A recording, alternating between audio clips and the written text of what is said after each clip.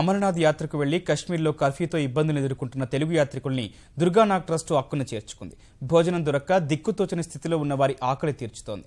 Doctor OP నఖాష్ నేతృత్వంలోని స్వచ్ఛంద సంస్థ దుర్గానాథ్ ఆలయంలో భోజన వసతి కల్పించింది. పదుల సంఖ్యలో తెలుగు యాత్రికులు ఇక్కడ ఆకలి తీర్చుకుంటున్నారు. తమకు భోజన సౌకర్యం కల్పించిన దుర్గానాథ్ ట్రస్టుకు యాత్రికులు కృతజ్ఞతలు తెలిపారు. అమర్నాథ్ దర్శనం స్వామివారి దర్శనం చేసుకుంటామని చెప్పేసి వస్తూ ఉంటే మధ్యలో శ్రీనగర్లో కర్ఫ్యూ ఉంది. దీనివల్ల మాకు కొద్దిగా ఇబ్బంది కలిగిన కానీ ఇక్కడ ఉన్నటువంటి బండార్లో అన్ని సౌకర్యాలు కలిగిస్తున్నారు. మాకు ఎట్లాంటి ఇబ్బంది లేదు.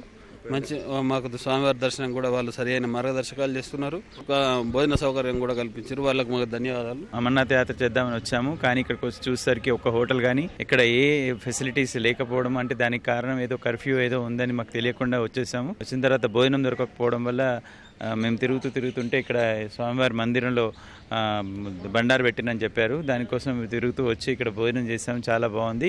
ఒకవేళ ఇక్కడ ఇలాంటి బండారు లేకపోతే ఇవాళ మేము భోజనం చేసే వాళ్ళమే కాదు అనేటువంటి విషయాన్ని మీకు తెలుపుతున్నాను మీడియా ద్వారా. కొద్దిగా భయం అయింది. దాని తర్వాత మళ్ళీ మేము రూమ్ తీసుకొని రూమ్లో ఉన్నాము. ఇక్కడ తిందామని వస్తే ఎక్కడ కూడా భోజనం లేకుంటే ఇక్కడ మందిరంకి వస్తే బండారులో తిన్నాము.